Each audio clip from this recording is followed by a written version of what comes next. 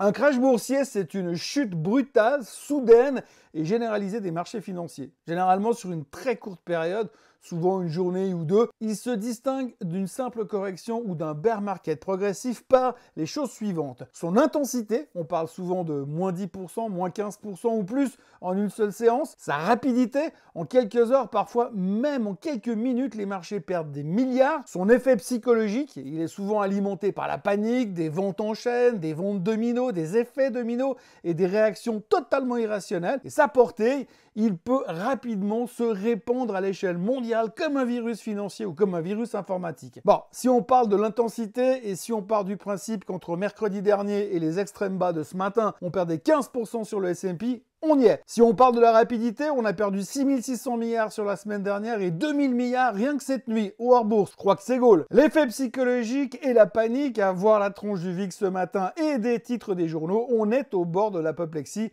et le greed and fear est à 4, pendant que le bull bear indicator ne ressemble plus à rien, donc là aussi, on a atteint l'objectif. Quant à la portée mondiale, je crois que la question se pose plus quand on voit Hong Kong qui se vautre de 11% et que le Nikkei est de retour au plus bas depuis le mois d'août. J'ose même pas imaginer l'ouverture de Londres ou de Francfort ce matin. Et puis c'est lundi et comme en 87. Nous sommes donc en plein crash boursier made in Trump et pendant ce temps, lui, il joue au golf. Aujourd'hui, nous sommes le 7 avril, nous parlons crash boursier, sell-off et panique totale. Je m'appelle Thomas Veillet et bienvenue dans le Morning Bear Live.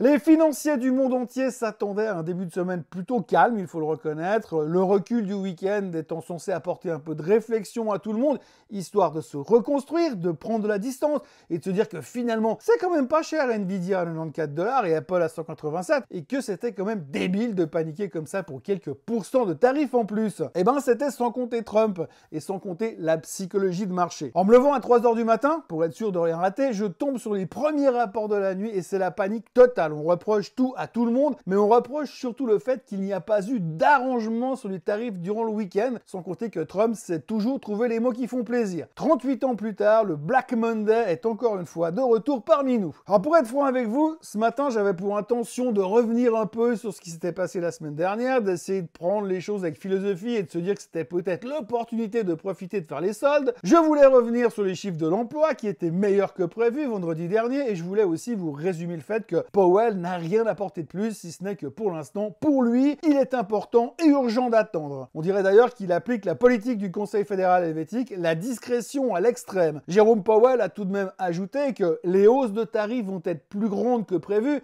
et leurs effets aussi, plus d'inflation, donc moins de croissance. En gros, le patron de la Fed nous a tranquillement parlé de stagflation, puis il est reparti chez lui pour aller relire les mémoires de Paul Volcker. Paul Volcker qui reste quand même le seul banquier central américain qui a dû faire face à la stagflation dans les années 70 et le seul banquier central qui a dû monter les taux à 20% pour calmer l'économie et coller une balle dans chaque genou à l'inflation pour qu'elle se calme. Mais en voyant les couleurs rouges qui clignotaient de partout sur mes écrans, j'ai rapidement compris que mon plan de vous raconter tranquillement ce qui s'était passé vendredi dernier n'allait clairement pas suffire. Et que ça allait même être carrément inutile puisque ce qui se passait en cette fin de nuit et de ce nouveau début de semaine n'avait rien à voir avec un lundi classique avec zéro volume où tout le monde s'emmerde en attendant les vrais chiffres économiques de la semaine. En l'occurrence, les vrais chiffres économiques de la semaine, cette fois, c'est les chiffres du CPI qui sortiront jeudi. Autant vous dire que les chiffres de l'inflation en ce moment provoquent à peu près autant d'intérêt que le score que Trump a fait au tournoi de golf auquel il a participé ce week-end. Non, clairement, on est passé bien au-delà de tout ça, puisque dès les premiers trades du futur américain en ce dimanche soir, dès l'ouverture de Tokyo ou de Shanghai, le ton était donné. On était de retour en 87.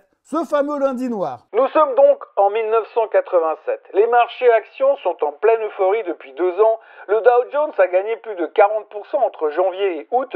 Tout le monde est bullish à mort, mais sous la surface, il y a quelques fissures qui commencent à apparaître. Taux d'intérêt en hausse, crainte d'inflation, dollar sous pression, tension entre les USA et l'Allemagne sur les politiques monétaires et surtout beaucoup trop de trading automatisé pour l'époque. Le lundi 19 octobre 1987, le Dow Jones perd 22,6% en une seule séance. C'est encore aujourd'hui la plus grosse chute en pourcentage en un seul jour de trading de toute l'histoire de Wall Street. Pourquoi ça a explosé? Les balbutiements des programmes de trading de l'époque, des ventes automatiques déclenchées n'importe comment dès que les seuils étaient atteints, un effet domino incontrôlable, un effet panique. Les investisseurs voient les machines vendre, donc ils vendent aussi. C'est le bordel total et personne ne comprend rien. Effet mondial, Tokyo, Londres, Paris, tout le monde suit, le crash est global. Pourtant, il n'y avait aucune vraie nouvelle ce jour-là, juste un effet de panique auto-alimentée. Aussi fou que ça puisse paraître, il n'y a pas eu de récession dans la foulée du crash de 87. Alan Greenspan, qui vient d'arriver à la Fed, intervient très vite. Il ouvre le chéquier, il rassure les marchés avec le fameux « la Fed agira si besoin ».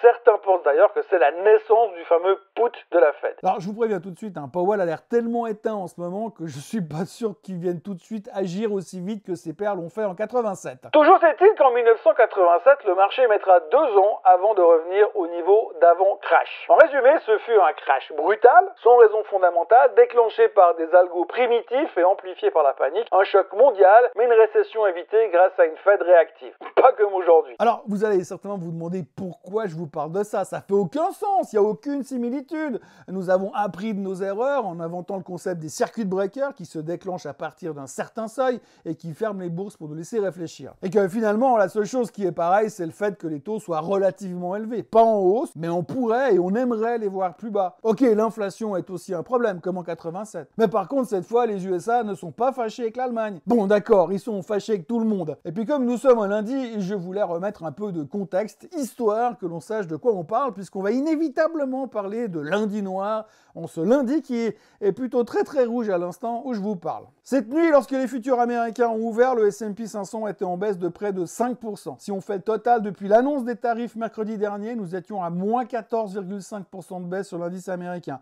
Depuis, on tente le rebond, mais c'est pas franc du tout. Pour le moment, nous sommes à moins 3,2% sur les futurs américains. Grosso modo, si on ouvre en dessous des 4950, le S&P 500, l'indice de référence, sera en bear market. Trump est au pouvoir depuis 70 jours et nous sommes passés par de nouveaux records historiques. Et là, nous sommes 20% plus bas. Et on parle de bear market. La volatilité semble donc être définitivement le maître mot de la présidence de Donald Trump, un peu comme il l'avait fait la première fois, d'ailleurs, on l'a un peu oublié. La volatilité devrait ce matin atteindre en tout cas les mêmes niveaux que lors de l'affaire du Kerry Trade, en tout cas, à savoir plus de 60%, à moins que ce soit direct à 80% de vol. Alors vous me direz, ouais, d'accord, mais qu'est-ce qui se passe pour qu'on panique autant que ça alors que globalement, il ne s'est rien passé et qu'il n'y a pratiquement rien de neuf au niveau des tarifs douaniers? Eh bien justement, c'est pour ça, entre autres. Ah oui, d'accord, il n'y a pas que ça, bien sûr, mais c'est une des raisons qui a allumé le feu, l'absence de nouvelles au niveau des tarifs. Lorsqu'on a bouclé la semaine au fond du trou vendredi dernier, tout le monde s'attendait à avoir des mouvements pendant le week-end et pas uniquement des réponses du berger à la bergère. Oui, les Chinois ont déjà répliqué vendredi, les Européens sont en train de préparer la réponse, mais il n'y a rien de neuf dans tout ça, rien de positif en tout cas, si ce n'est que la guerre commerciale est en train de s'intensifier comme jamais. Non, très honnêtement, ce que voulaient les marchés ce week-end, c'était des annonces comme quoi ça discutait et que certains pays étaient déjà prêts à venir négocier avec Donald à Washington et si possible en rampant. Mais rien, nada, que dalle, pas une photo, pas une carte postale, pas une demande de rendez-vous sur Calendly. La première bonne nouvelle de la semaine, c'est les Japonais qui vont annoncer qu'ils étaient pratiquement déjà dans l'avion pour Washington parce qu'ils veulent trouver un deal. Et c'est ce genre de news qu'on va chasser toute la semaine, même si les Japonais tout seuls ne suffisent pas à redonner le goût de l'achat. Et puis pour donner un peu de grain à moudre, on notera que les autorités boursières américaines ont trouvé très à propos de venir rappeler que, dans le cadre de la réglementation des circuit breakers, il était bon de rappeler qu'à moins 7% les marchés fermeraient pour 15 minutes, qu'à moins 13% on fermerait à nouveau pour 15 minutes, et que si l'on atteignait les moins 20% ensuite, eh bien les marchés américains fermeraient pour la journée. Bon, la bonne nouvelle au milieu de tout ça, c'est qu'on est certain que le record de 22,6% de baisse intraday atteint en 87 ne sera pas battu aujourd'hui. Mais alors pourquoi tant de haine et de peur sur les bourses mondiales ce matin? Eh bien donc la première raison, on l'a dit, c'est que rien n'a bougé durant ce week-end et qu'a priori le monde merveilleux de la finance s'attendait à du mouvement.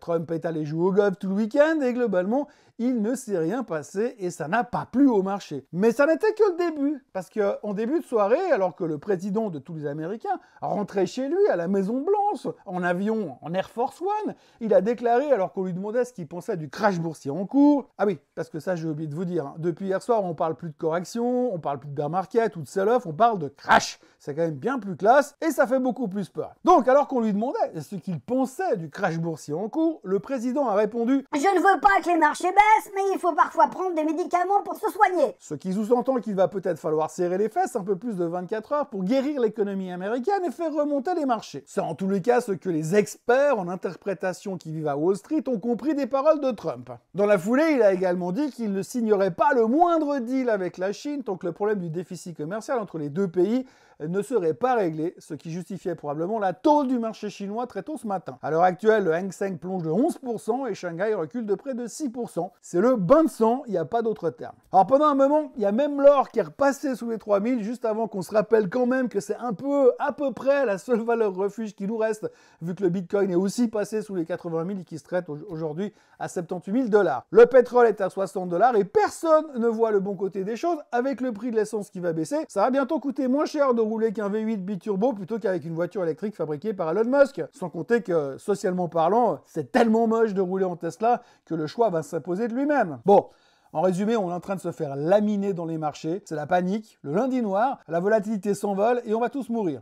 Enfin, pas tout de suite, je vous rassure. Pour certains, Trump est en train de détruire l'économie mondiale et ce qu'il fait se rapproche de la folie furieuse. Mais néanmoins, selon un sondage effectué sur X, 57% des Américains approuvent la stratégie de Trump. Bon, entre vous et moi, je pense que le sondage a été fait parmi des Américains qui n'ont pas de portefeuille boursier, sinon j'imagine que la réponse serait un poil différente. Mais je ne prendrai pas position parce que pour être honnête, j'en ai aucune idée. La seule question qui se pose ce matin, c'est de savoir ce qui doit se passer pour que les choses se calment et que l'on revienne un petit peu à la raison. Il n'y a pas de solution miracle, bien sûr, mais par exemple, il y a eu Bill Ackman, hedge fund manager de profession et milliardaire par passion et fervent soutien de Trump, qui a appelé le président à mettre ses tarifs sur pause pendant 90 jours, histoire de laisser le temps au reste du monde de venir négocier à Washington, toujours en rampant si possible. Ça serait effectivement un début de solution qui pourrait soulager les marchés boursiers. On a besoin de voir des choses avancer, de voir les choses avancer pour ne pas continuer à croire que le couteau va continuer de tomber à coup de 6% par jour. Bon, on sait tous que les marchés offrent un support très solide au niveau de zéro